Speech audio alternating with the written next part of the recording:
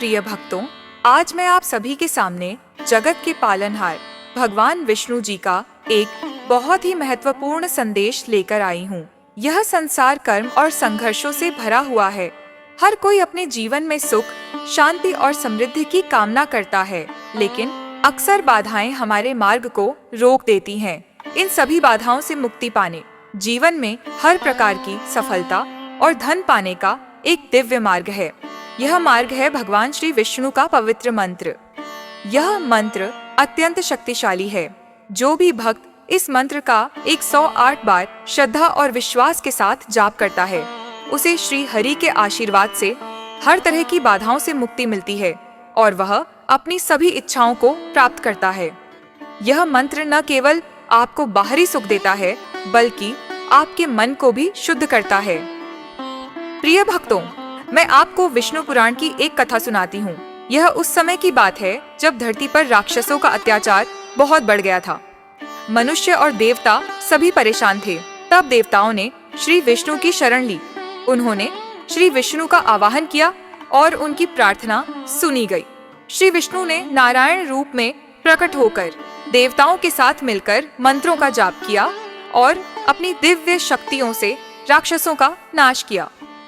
मंत्रों के जाप से ही उन्हें वह शक्ति मिली थी जिसने हर बाधा को समाप्त कर दिया था।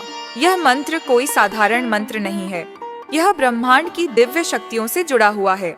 जब आप इस मंत्र का 108 बार जाप करते हैं, तो श्री विष्णु स्वयं आपके जीवन में प्रवेश करते हैं और अपने भक्तों की हर कठिनाई को दूर करते हैं, चाहे वह धन की कमी हो, कोई शारीरिक समस्या हो या मानसिक अशांति। श्री हरि के इस पवित्र मंत्र का 108 बार जाप करने से हर समस्या का समाधान होता है। प्रिय भक्तों, हम सभी जानते हैं कि जहाँ श्री विष्णु जी का नाम लिया जाता है, वहाँ देवी लक्ष्मी भी प्रसन्न होती हैं। माँ लक्ष्मी, जो धन और समृद्धि की देवी हैं, वे भी श्री विष्णु जी के भक्तों पर अपनी कृपा बरसाती हैं। जब आप श्रद्धा से श्री विष्णु जी के मंत्र का जाप करते हैं, तो माँ लक्ष्मी स्वयं आपके जीवन में धन और वैभव की वर्षा करती है। तो प्रिय भक्तों, अगर आप अपने जीवन में सच्ची समृद्धि, शांति और सफलता पाना चाहते हैं, तो इस मंत्र का 108 बार जाप या श्रवण जरूर करें। यह मंत्र आपके जीवन की हर बाधा को समाप्त करेगा और आपके सभी सपनों को साकार करेगा। अगर आप सच्चे मन से इस मंत्र का जाप करेंगे, तो श्री विष्णु स्वयं आपके जीवन में आएंगे और आपको हर प्रकार की समृद्धि और आशीर्वाद प्रदान करेंगे। जब आप इस मंत्र का जाप करेंगे, तो आपके जीवन में अद्भुत परिवर्तन आएंगे। आपका स्वास्थ्य उत्तम होगा, आपके धन में वृद्धि होगी और आपको मानसिक शांति प्राप्त होगी। तो प्रिय भक्तों, आज से ही श्री विष्णु जी के इस मंत्र का 108 बार जाप या श्रवण करना शुरू करें। भगवान विष्णु जी का आशीर्वाद सदा आपके साथ रहेगा। कृपा पाने के लिए इस वीडियो को दिल से एक लाइक करके हमारे चैनल सनातन ज्ञान को सब्सक्राइब करें और कमेंट में जय लक्ष्मी नारायण लिखना बिल्कुल ना भूलें। तो चलिए हमारे साथ इस मंत्र का स्मरण करिए। ओम कृष्णाय वासुदेवाय हरये परमात्मने प्रणतः क्लेशनाशाय गोविन्दाय नमो नमः। ओम कृष्णाय वासुदेवाय हरये परमात्मने प्रणतः क्लेशनाशाय गोविन्दाय नमो नमः। ओम कृष्णाय वासुदेवाय हरये परमात्मने प्रणतः क्लेशनाशाय गोविन्दाय नमो नमः। ओम कृष्णाय वासुदेवाय हरये परमात्मने प्रणतः क्लेशनाशाय गोविन्दाय नमो नमः।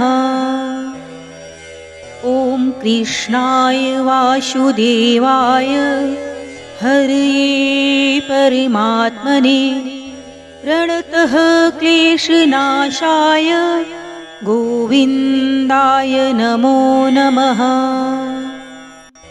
ॐ कृष्णाय वासुदेवाय हरये परमात्मने प्रणतः क्लेशनाशाय गोविन्दाय नमो नमः। ॐ कृष्णाय वासुदेवाय हरये परमात्मने प्रणतः क्लेशनाशाय गोविन्दाय नमो नमः।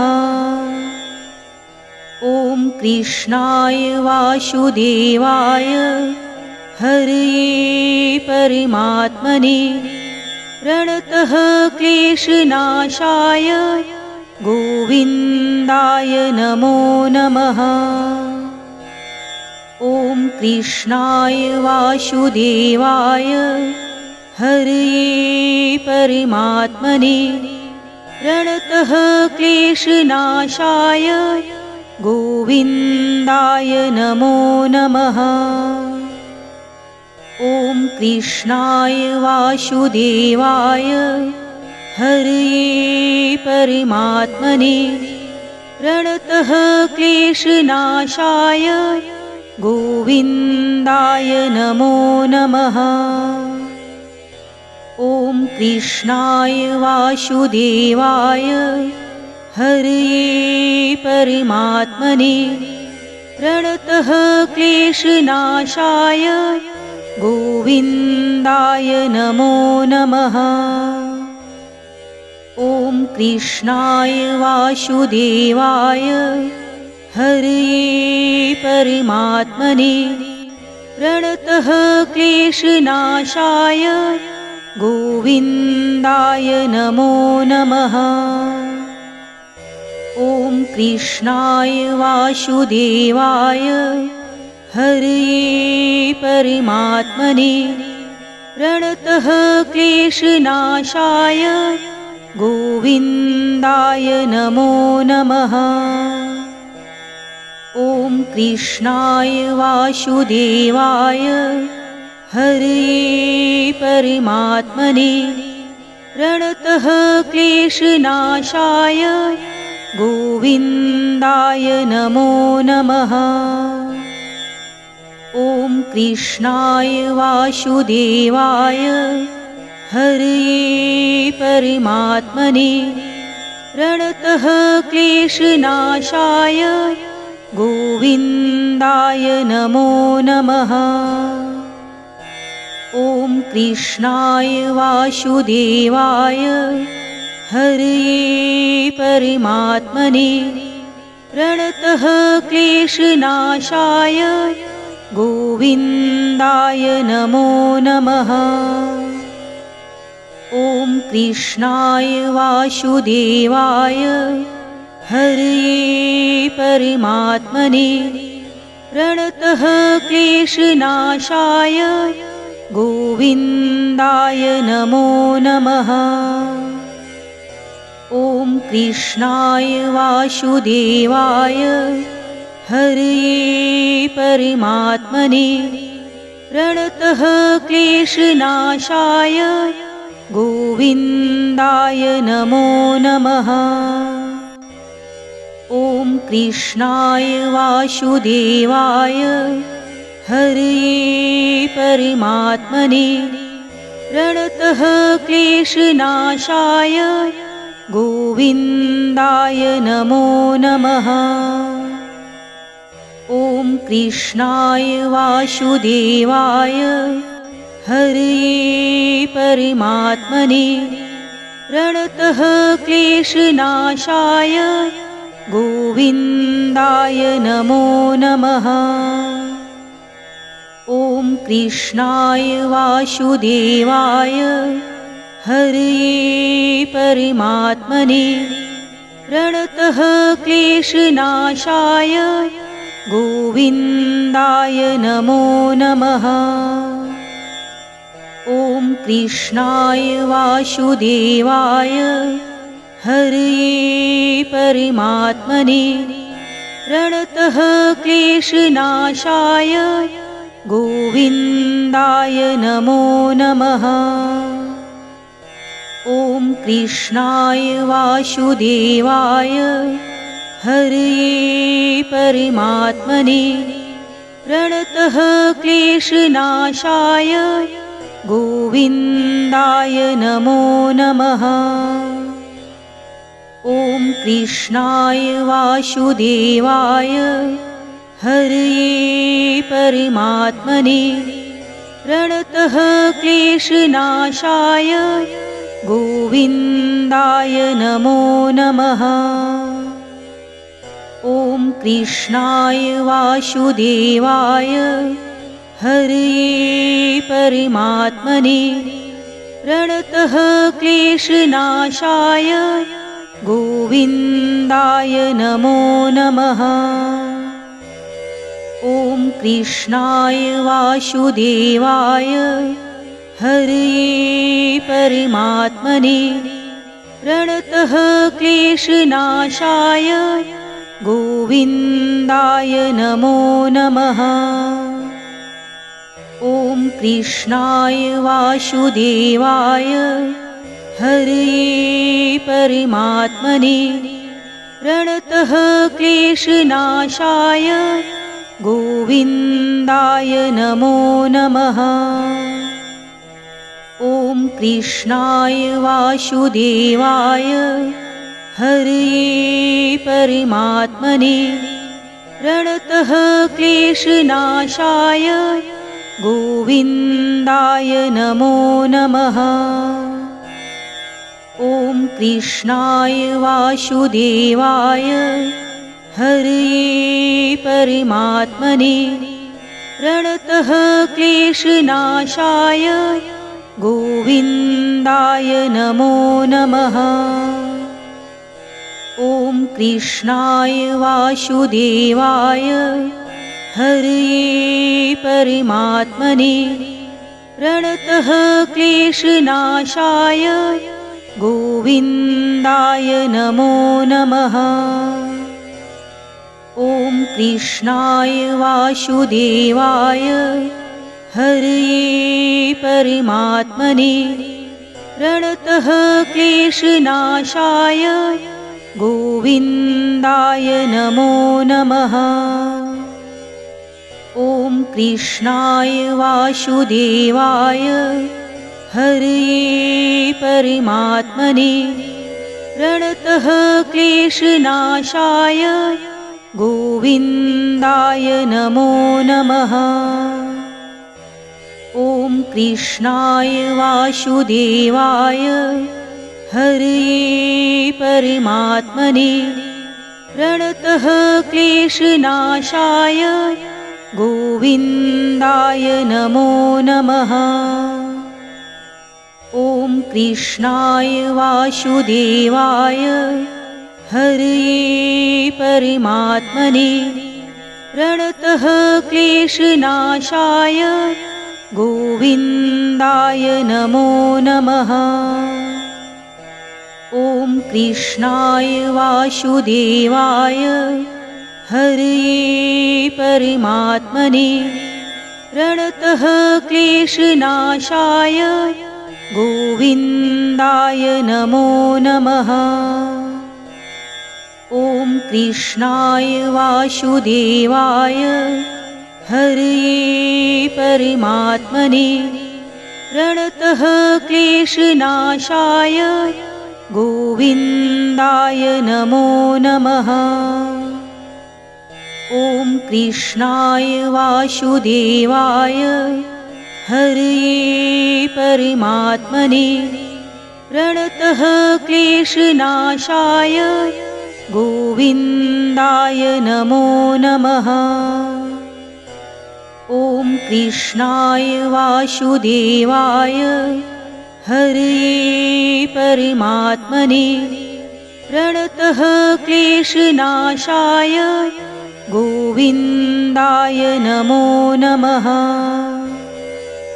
ॐ कृष्णाय वासुदेवाय हरये परमात्मने प्रणतः क्लेशनाशाय गोविन्दाय नमो नमः। ॐ कृष्णाय वासुदेवाय हरये परमात्मने प्रणतः क्लेशनाशाय गोविन्दाय नमो नमः। ॐ कृष्णाय वासुदेवाय हरये परमात्मने प्रणतः क्लेशनाशाय गोविन्दाय नमो नमः। ॐ कृष्णाय वासुदेवाय हरये परमात्मने प्रणतः क्लेशनाशाय गोविन्दाय नमो नमः। ॐ कृष्णाय वासुदेवाय हरये परमात्मने प्रणतः क्लेशनाशाय गोविन्दाय नमो नमः। ॐ कृष्णाय वासुदेवाय हरये परमात्मने प्रणतः क्लेशनाशाय गोविन्दाय नमो नमः। ॐ कृष्णाय वासुदेवाय हरये परमात्मने प्रणतः क्लेशनाशाय गोविन्दाय नमो नमः। ॐ कृष्णाय वासुदेवाय हरये परमात्मने प्रणतः क्लेशनाशाय गोविन्दाय नमो नमः। ॐ कृष्णाय वासुदेवाय हरये परमात्मने प्रणतः क्लेशनाशाय गोविन्दाय नमो नमः। ॐ कृष्णाय वासुदेवाय हरये परमात्मने प्रणतः क्लेशनाशाय गोविन्दाय नमो नमः। ॐ कृष्णाय वासुदेवाय हरये परमात्मने प्रणतः क्लेशनाशाय गोविन्दाय नमो नमः। ॐ कृष्णाय वासुदेवाय हरये परमात्मने प्रणतः क्लेशनाशाय गोविन्दाय नमो नमः। ॐ कृष्णाय वासुदेवाय हरये परमात्मने प्रणतः क्लेशनाशाय गोविन्दाय नमो नमः। ॐ कृष्णाय वासुदेवाय हरये परमात्मने प्रणतः क्लेशनाशाय गोविन्दाय नमो नमः। ॐ कृष्णाय वासुदेवाय हरये परमात्मने प्रणतः क्लेशनाशाय गोविन्दाय नमो नमः। ॐ कृष्णाय वासुदेवाय हरये परमात्मने प्रणतः क्लेशनाशाय गोविन्दाय नमो नमः। ॐ कृष्णाय वासुदेवाय हरये परमात्मने प्रणतः क्लेशनाशाय गोविन्दाय नमो नमः। ॐ कृष्णाय वासुदेवाय हरये परमात्मने प्रणतः क्लेशनाशाय गोविन्दाय गोविन्दाय नमो नमः। ॐ कृष्णाय वासुदेवाय हरये परमात्मने प्रणतः क्लेशनाशाय गोविन्दाय नमो नमः। ॐ कृष्णाय वासुदेवाय हरये परमात्मने प्रणतः क्लेशनाशाय गोविन्दाय नमो नमः। ॐ कृष्णाय वासुदेवाय हरये परमात्मने प्रणतः क्लेशनाशाय गोविन्दाय नमो नमः। ॐ कृष्णाय वासुदेवाय हरये परमात्मने प्रणतः क्लेशनाशाय गोविन्दाय नमो नमः। ॐ कृष्णाय वासुदेवाय हरये परमात्मने प्रणतः क्लेशनाशाय गोविन्दाय नमो नमः। ॐ कृष्णाय वासुदेवाय हरये परमात्मने प्रणतः क्लेशनाशाय गोविन्दाय नमो नमः। ॐ कृष्णाय वासुदेवाय हरये परमात्मने प्रणतः क्लेशनाशाय गोविन्दाय नमो नमः। ॐ कृष्णाय वासुदेवाय हरये परमात्मने प्रणतः क्लेशनाशाय गोविन्दाय नमो नमः। ॐ कृष्णाय वासुदेवाय हरये परमात्मने प्रणतः क्लेशनाशाय गोविन्दाय नमो नमः। ॐ कृष्णाय वासुदेवाय हरये परमात्मने प्रणतः क्लेशनाशाय गोविन्दाय नमो नमः। ॐ कृष्णाय वासुदेवाय हरये परमात्मने प्रणतः क्लेशनाशाय गोविन्दाय नमो नमः। ॐ कृष्णाय वासुदेवाय हरये परमात्मने प्रणतः क्लेशनाशाय गोविन्दाय नमो नमः। ॐ कृष्णाय वासुदेवाय हरये परमात्मने प्रणतः क्लेशनाशाय गोविन्दाय नमो नमः। ॐ कृष्णाय वासुदेवाय हरये परमात्मने प्रणतः क्लेशनाशाय गोविन्दाय नमो नमः। ॐ कृष्णाय वासुदेवाय हरये परमात्मने प्रणतः क्लेशनाशाय गोविन्दाय नमो नमः।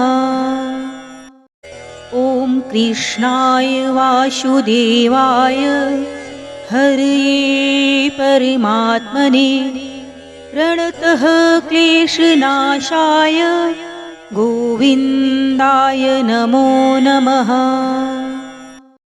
ॐ कृष्णाय वासुदेवाय हरये परमात्मने प्रणतः क्लेशनाशाय गोविन्दाय नमो नमः। ॐ कृष्णाय वासुदेवाय हरये परमात्मने प्रणतः क्लेशनाशाय गोविन्दाय नमो नमः।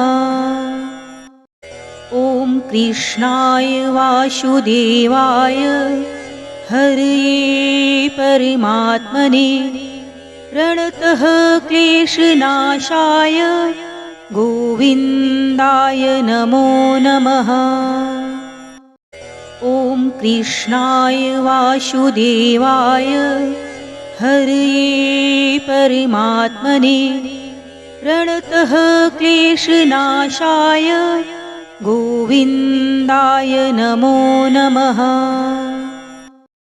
ॐ कृष्णाय वासुदेवाय हरये परमात्मने प्रणतः क्लेशनाशाय गोविन्दाय नमो नमः।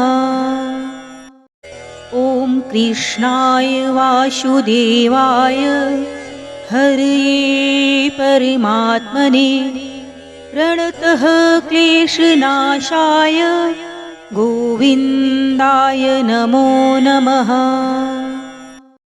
ॐ कृष्णाय वासुदेवाय हरये परमात्मने प्रणतः क्लेशनाशाय गोविन्दाय नमो नमः।